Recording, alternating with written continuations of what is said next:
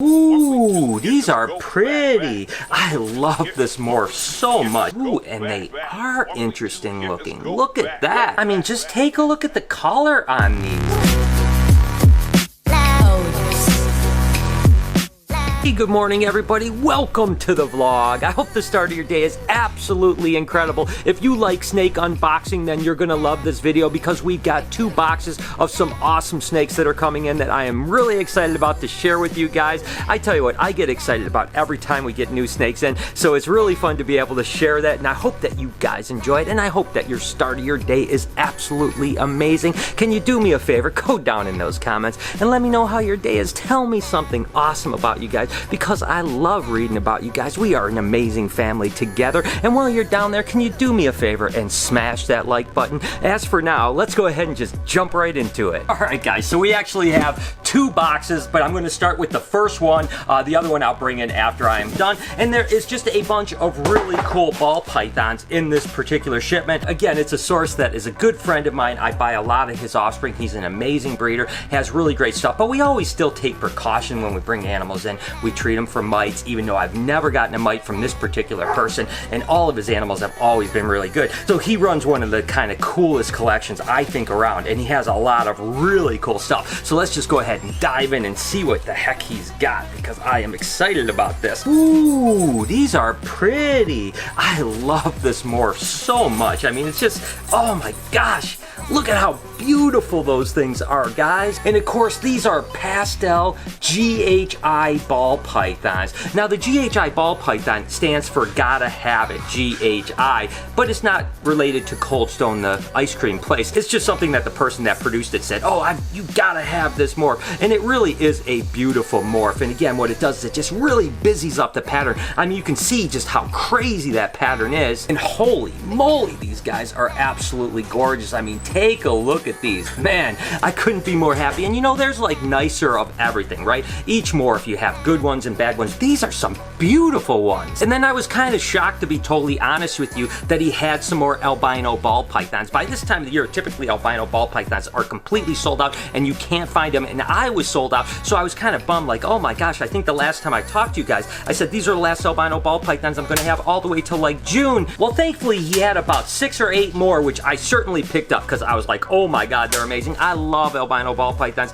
and I sell so many of them because they're such an amazing animal, so beautiful. So regardless, I got a handful more of these. Next up, I got these little guys here. Whoo doggy, these things are beautiful. And of course, these are some more albino black pastel ball pythons, and you can see all the white that comes through. That's what makes them a black pastel albino. It just kind of increases the white in them. But if you look around in this bunch right here, there's one animal that doesn't seem to quite fit in. And that's right, that's this little guy right here. Look at how gorgeous that thing is. And of course, this is a Candino ball python. I got a few of these last time as well, and they're so pretty. They're an albino cross with a candy. They're an allelic animal, so when you breed the albino and the candy, you can produce on about average 1 in 4 Candinos, and instead of having that white pattern, it actually turns purplish. Now, there's lavender albinos as well that are born that are actually almost look just like an albino, and as they get older, they get the purple in them, whereas with the Candinos, they're also born just like an albino, but the purple comes in really quick. So with the lavenders, it's usually 600 or 800 grams. These guys, again, within 100 grams or so, they start to turn purple. And I think I actually have a lavender or 2 in this shipment, so I'll show you the difference when I come across them. All right, so next up is an interesting thing. I'll be totally honest with you. I got these, I didn't even know exactly what they were gonna look like. There's something that's called a green pastel, which is a form of pastel ball python, but they call them green pastels because they're a little bit different looking. These happen to be banana green pastels. Ooh, and they are interesting looking. Look at that. I mean, just take a look at the color on these. These are very different than a pastel banana. I really like these. I mean, my gosh, these things are freaking awesome. Oh my gosh, they look completely different. I'll be totally honest with you. I thought that these were gonna look like pastel bananas and that the green pastel wasn't really gonna have a lot of influence in them, but holy cow, those things are crazy looking. Again, just take a look at all that blushing and kind of the orange that comes through in this pattern. Holy cow.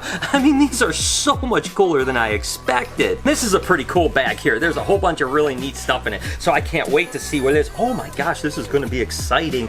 Oh, there's some pretty animals in here. Oh my gosh, this is so cool. I tell you, this shipment is awesome. I mean, I knew we were getting a bunch of cool stuff, but I am so excited. I almost forgot after we ordered it, all these things that are coming in. Oh my gosh. Let's start with this one right here. This is actually a Hypo or Ghost Pastave. So what it is a Hypo or Ghost, which is a recessive mutation, and it's a Pastel and it's a Mojave, which are both codominant mutations. But that thing is cute as could be. And then we move on to this one right here, which happens to be a Vanilla Scream. Now the Vanilla Creams are actually Fire Vanillas. The Vanilla Scream is a Fire Vanilla, which are allelic, but also a Pastel. So the Scream is the Pastel, the Cream is the non-Pastel. But holy cow, that thing is freaking on fire. That is beautiful. And then lastly, we have, just like the Pastel GHIs, these are the GHIs that don't have the Pastel in it. You can see still that really busy pattern. They don't have that really cool blushing that the Pastel GHI has, but they're still absolutely gorgeous. That bag was freaking awesome. Okay, and so then the last bag in this box, I tell you, this box had some amazing ones. We're gonna go get the other box. I'm not sure it's gonna live up to it because this thing was freaking, woo, there's some pretty animals in this one. Oh my gosh, this is such a great shipment of snakes. Look at how amazing these are. I mean, wow, these things are so cool. All right, let's go ahead and start with these ones right here. These are actually what they call pastel sugars. Now, the sugar and the calico are really similar genes. As a matter of fact, a lot of people, myself kind of included, believe that the sugars and calicos are basically the exact same gene because they look almost exactly alike. And basically all they are is you see all that white in the sides. That's when they originally were called either calico or sugar. And what happened was two different mutations came in that basically looked the same, much like banana and coral glow. And one person named it a sugar, the other person named it a calico. But regardless, those things are absolutely incredible. And then there's this cute little monkey right here. I've showed you guys blue-eyed leucistics in the past, but this is actually a black-eyed leucistic. And the difference between the black-eyed leucistics and the blue-eyed leucistics are that the one is a lesser to lesser, Mojave to lesser, you know, Het Russo, whatever. These are actually super fireball pythons. So really it's the only way you can get that black-eyed leucistic. And they have black eyes with a red pupil. Some of these guys will have a little bit of yellow marking. There's even a scale or two that has it right here, but this one is pretty darn white and it's pretty beautiful. Again, sometimes I like the yellow, but I also like the pure white one. So these things are cool. So that's it for this box. Let's go ahead and get the other box to see what amazing animals are in that one. All right, guys, box number 2. Let's see what we have in here. I know there's gonna be amazing things. Oh my gosh, this is so freaking amazing. Ooh, this is a good one. This might be one of the best bags in the bunch. Should I save this for, let's go ahead and save this for later because that thing is so amazing. This kind of goes back to what I was saying earlier about the Vanilla Screams, right? They're the Vanilla Fire Pastel. Well, these are just the Vanilla Creams, which are the same thing, the Fire and Vanilla, which are allelic, but without the pastel in it. And then, of course, these ones right here, actually Leopard Ball Pythons, which are just a really cool color and pattern mutation, mainly a pattern mutation. I mean, it's just a little bit darker than a normal, so it's hard to say that they're actually a color mutation, but they're definitely very cool and they make some great combinations. I mean, leopard pieds and leopard clowns, and I mean, the list goes on and on. Leopards are really, truly amazing animals. Okay, so this is going to be interesting too. Let's just go ahead and take a look and see what we got here. All right, what do we got?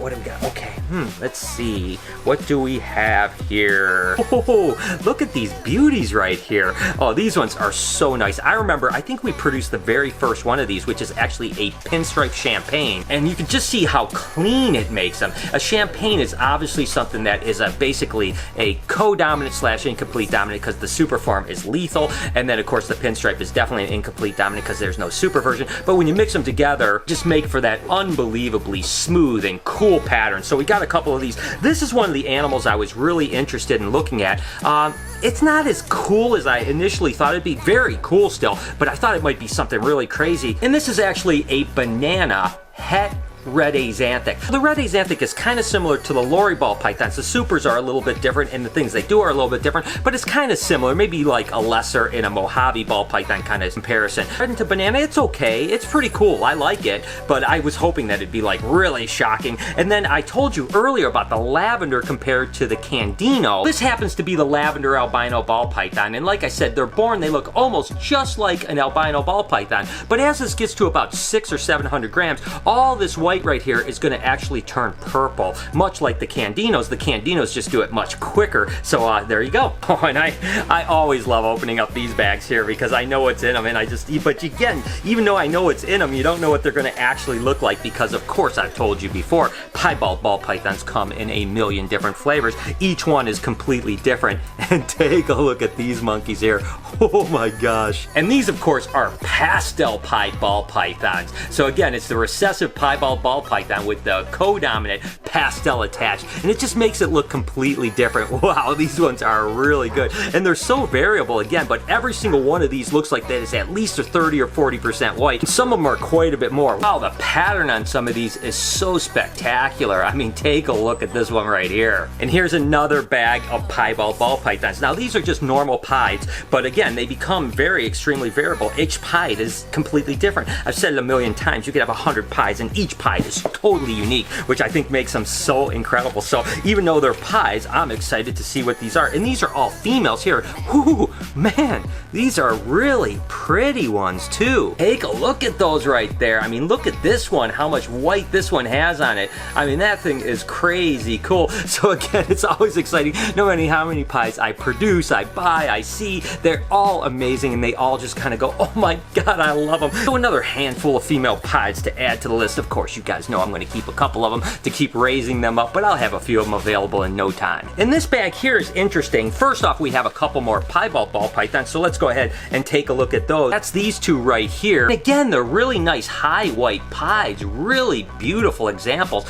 so that is awesome. But this animal is a little bit interesting right here. You're probably thinking that looks an awful lot like that Super Fire. It's just basically a solid white black-eyed snake. And earlier I said that you could only produce this kind of white black-eyed snake with the fires, but there's actually something that's called a flame ball python, which is almost the same thing as when I talked about the sugar and calico. So the flame and the fire are really similar animals, and a lot of people might even think they're the same animal because they do the exact same thing. Well, this happens to be a super flame ball python, not a super fire ball python. But as you can see, it looks basically exactly alike, and much like with the super fires, the black-eyed Lucies, you can get some yellow blotching with the super flame. So again, it's kind of semantics, whether you believe a flame is a flame and a fire is a fire, or you believe they're the same, or the calicos and sugars, or coral glows and bananas. It's all the same. I don't want to argue the point. They all do the same thing, so I think they're really similar, but I'm not going to argue the point who's right and who's wrong. The fact is the snakes are beautiful. And last but certainly not least, that bag that I was pretty excited about. You know, again, there were a bunch of things in this whole shipment that were really cool. I just thought when I saw this bag, I'm like, I'm just going to save this one for last because I thought there was some really cool stuff. I don't exactly know what it's going to look like, but let's see what they are.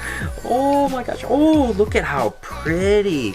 Oh my gosh, there's some cool M's. Oh man, I love this. Okay, let me show you really quick. These happen to be super cinnamon ball pythons here. So I've talked about the co-dominants before. This is the super version, which is essentially like almost a black or really dark brown snake. I absolutely love super cinnamons. And I remember actually a guy named Chris McQuaid produced the very first one way back in the day. And we were at a big reptile show down in Daytona, and he kind of displayed it for the very first time. And people were freaking out because they're like, oh my God. Again, this was with the early stages of ball pythons and one of the first super versions that were ever produced. And here we are all these years later, and they're still being produced, and they are freaking awesome little animals. And then this one, I love the combination of this. I actually showed you the leopard ball pythons earlier. Well, this happens to be a leopard spider combination. And really the leopard spider was one of the first like dual combinations. And what brought the leopard mutation to light, to be honest with you, Greg Graziani down in Florida was the one that did it. He bred a lot of the first leopard stuff. And so a real quick backstory, the leopard stuff was really kind of related to the pie stuff, and Peter Call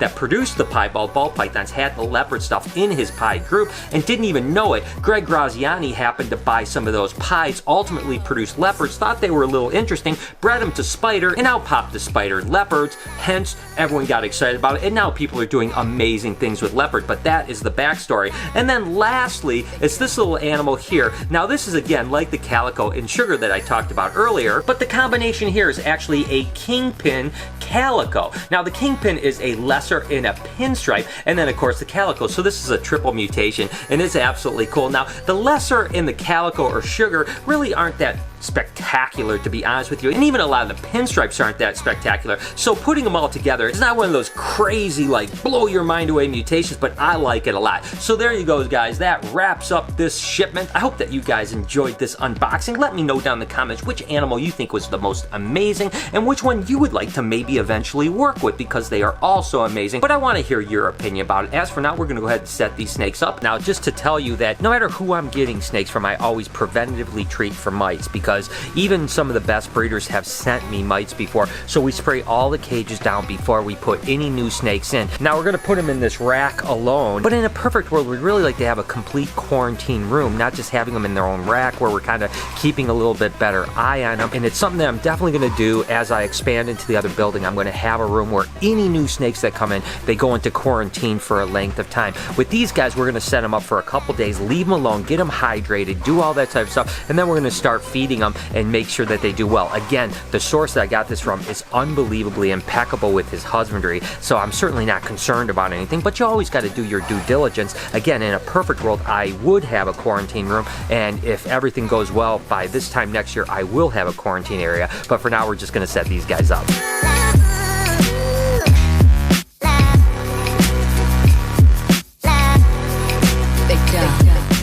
So essentially what I did there was I basically physically inspected each snake just to make sure there was nothing there that I saw, because the guy that sent them to me certainly sent me amazing animals, but he could have made a mistake. We all make mistakes. So I just want to make sure that there's no issues with them. I also double sexed them to make sure that they were the right sex, and then marked each and every one of them. This particular snake, there was a few of them, but this particular snake really jumped out at me, and I put keep on this one. I definitely want to go through and I'm going to keep a couple more pies. I'm going to keep a couple other things as well, but man, this one is freaking cool, and that's an albino black pastel. So that's basically how we set them up. And again, like I said, we'll just basically leave them alone, let them get hydrated for a couple days, keep an eye on them, of course, but we'll offer them food in about 3 days, and hopefully they'll eat. And once they start eating and establish themselves really well, then we'll end up deciding when they go up on the website for sale and which ones we decide we want to keep. And with that said, I'm going to go ahead and end the vlog here. I hope that you enjoyed this unboxing, and I certainly would like to know which snakes you thought were the most incredible. Go ahead and comment down below. Thank you so much for tuning in today. I hope the rest of your day, morning, evening, whatever it happens to be, is fantastic. Your guys' support means the world to me, and I love you guys so much. Can you do me a favor before we get out of here? Can you smash that like button for me, as well as turn those post notifications on so you know when I upload a video, which is every day, 7 days a week at 9 o'clock in the morning Eastern Standard Time. Remember to be kind to someone today, and I promise I'm going to see you guys tomorrow.